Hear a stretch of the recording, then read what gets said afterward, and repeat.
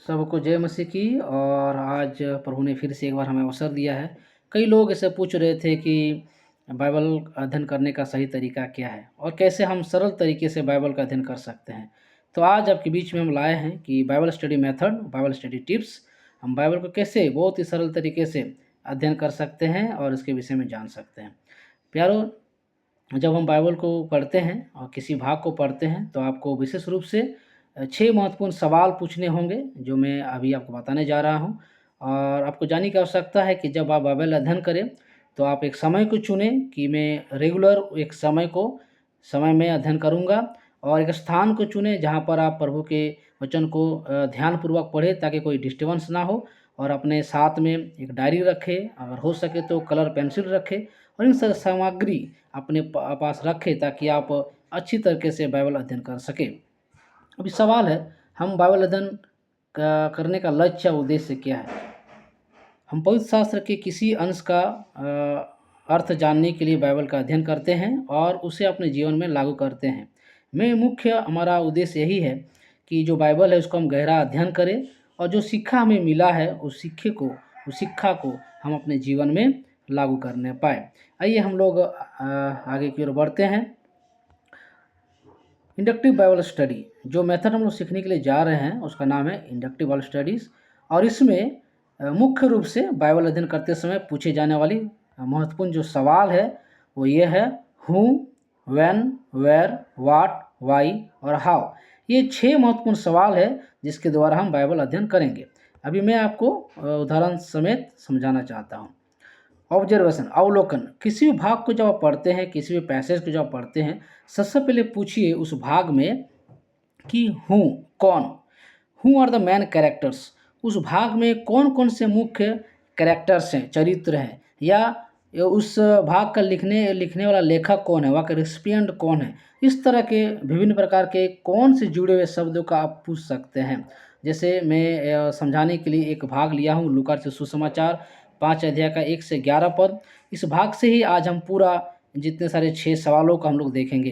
तो यहाँ पर जब अध्ययन करते हैं तो आपको मालूम चलेगा कि यहाँ पर मेन कैरेक्टर्स जीसस है, पतरस है, जेम्स है, जॉन है, और कुछ डिसाइपल्स हैं।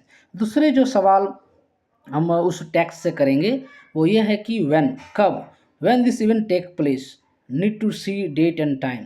हमें सवाल करना है कि मुख्य जब ये घटना घटी ये कब घटी।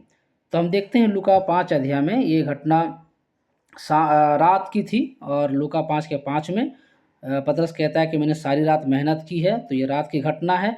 और सुबह जब प्रभु जब आए और उनको आदेश दिया, तो रात और सुबह दोनों के समय की घटना है। तो ये 2 महत्वपूर्ण क्वेश्चन आपको उस टेक्स्ट से करना है। आइए हम लोग आगे बढ़ते हैं। तीसरा महत्वपूर्ण सवाल वो ये है वेयर, कहाँ, where the event takes place. ये जो घटना घटी है या जो भाग को मैं पढ़ रहा हूँ वो कहाँ घटी है। तो हम लोग लूका रचित सुसमाचार 5 अध्याय में मिलता है कि वो गन्नेसरत नाम का एक झील है, और ये विशेषकर कफरनहूम में पाया जाता है, एक छोटा सा नगर, और बड़ा रूप में देखने से वो गलील में पाया जाता है। तो आप इसको अध्ययन करने के लिए, डीप अध्ययन करने के लिए आप इसको गन्नेसरत के झील के बारे में डिटेल जानने के लिए आप गूगल मैप में जाइए, उसका भौगोलिक स्थिति को समझिए और उसको डिटेल में अध्ययन कीजिए कि उस समय में गलील के समय में ये जो झील हुआ करता था उसका गहराई कितनी थी और उस समय के क्या वातावरण थे। इस तरह के बातों का आप झील के विषय में ज़्यादा अध्ययन कर सकते हैं। जो चौथा महत्वपूर्ण सवाल वो है व्हाट, क्या, what is the main events takes place. मतलब जो हम पैसेज को पढ़ रहे हैं उसमें ये सवाल पूछना है कि इसमें मुख्य तौर पर जो घटना है वो घटना क्या आखिर घट रही है। तो हमें संक्षेप में जो पूरी तरह से घटना को हम समराइज करके, जो मेन घटना है उसको समराइज करके एक ब्रीफ करके एक 4-5 लाइन में बनाएंगे। जैसे मैं यहाँ पर बनाया कि लूका 5 अध्याय 1 से 11 तक उसको पूरा समराइज करेंगे तो आपको मिलेगा कि पतरस पूरी रात झील में मछली पकड़ता रहा, लेकिन उसे एक भी मछली नहीं मिली। यीशु को आदेश देने के बाद उसे अनगिनत मछलियाँ मिली और उसे मदद के लिए अन्य शिष्यों को बुलाना पड़ा। तो वो पूरी घटना को हम संक्षेप में समझ लिए कि पतरस जो है मछली पकड़ने के दौरान वो नहीं मिला उसे, और प्रभु ने उसे आज्ञा दिया और वो अनगिनत मछलियाँ उनको पकड़ ली, और जिसके चलते दूसरों को भी उसको बुलाना पड़ा और दूसरे लोग भी उसके फ़ायदा उठाए। तो ये मुख्य रूप से हम देखते हैं वहाँ पर घटना को। आइए कुछ सवालों को हम लोग जानेंगे। अभी सवाल है 5वां नंबर सवाल जो हम लोग उस टेक्स्ट से पूछेंगे कि वाई क्यों, why is this message needed, why it is relevant today. हमें पूछना है कि ये जो हमने अभी तक अध्ययन कर रहे हैं लूका के 5 अध्याय को, तो ये मैसेज क्या हमारे लिए ज़रूरत है? यह संदेश क्या मेरे लिए ज़रूरत है?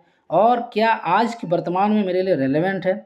जब हम उसको अध्ययन करेंगे नाना प्रकार के क्वेश्चन के द्वारा, तो हमें मालूम चलेगा यस।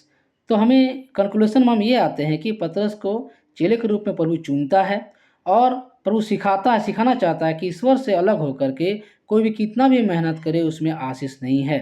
तो ये रेलेवेंट आज के लिए है, ये बात है। 6 नंबर क्वेश्चन हम जो करेंगे वो है how. How does this change what I know about God and humanity? How do I apply this to my life so that I can live more faithfully as the follower of Jesus Christ? तो last सवाल पूछना है वो है how, कैसे इस जो passage है मेरे जीवन में अप्लाई होगा, या मैं कैसे इस पैसेज के द्वारा परमेश्वर और मनुष्यता के विषय में जान सकता हूँ। ये विशेषकर वाई और हाउ जो क्वेश्चन है ये हमारे जीवन में एप्लीकेशन है, ये लागू करने की बातें हैं।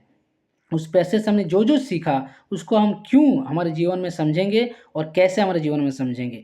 तो जब हमने कंक्लूजन को पढ़ा है और इस पैसेज का अध्ययन किया है, तो जब कैसे ये हमारे जीवन में लागू होगा, तो हम देखते हैं कि ईश्वर चाहता है कि हम उसकी आज्ञा को माने और ईश्वर हमें अपने मिशन में उपयोग करना चाहता है। हम देख रहे हैं कि पतरस किस तरह से प्रभु के बातों को माना जिसके द्वारा वो आशीष को पाया, और प्रभु कहता है कि मैं तुम्हें अब से मछली पकड़ने वाला नहीं परंतु मनुष्य पकड़ने वाला बनाऊंगा। तो परमेश्वर हमें अपने मिशन में इस्तेमाल करना चाहता है। तो हम यही सीखते हैं प्यारो इस मैसेज के द्वारा, और हमें कि परमेश्वर आज्ञा मानने के लिए हमें कह रहा है पतरस के समान, और जब हम आज्ञा पालन करेंगे तो परमेश्वर हमें अपने मिशन में उपयोग करेगा।